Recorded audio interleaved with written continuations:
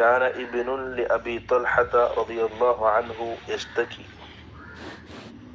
അബൂ തൽഹ റളിയല്ലാഹു അൻഹുവിന് ഒരു കുട്ടി ഉണ്ടായിരുന്നു. ആ കുട്ടി രോഗിയായിരിക്കെ നല്ല രോഗം ബാധിച്ചു, കിടപ്പിലായി. അബൂ തൽഹ റളിയല്ലാഹു അൻഹു അനസ് റളിയല്ലാഹു അൻഹുവിന്റെ ഉമ്മയാണ് ഉമ്മു സുലൈം.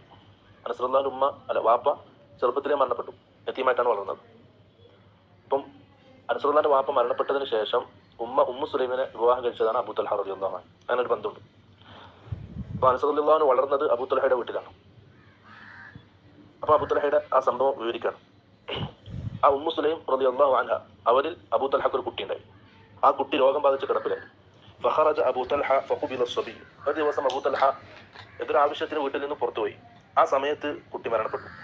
ഫലമ്മ റജഅ അബൂ തൽഹ ഖാല മാ ഫഅല ഇബ്നി ഖാലത് ഉമ്മു സുലൈം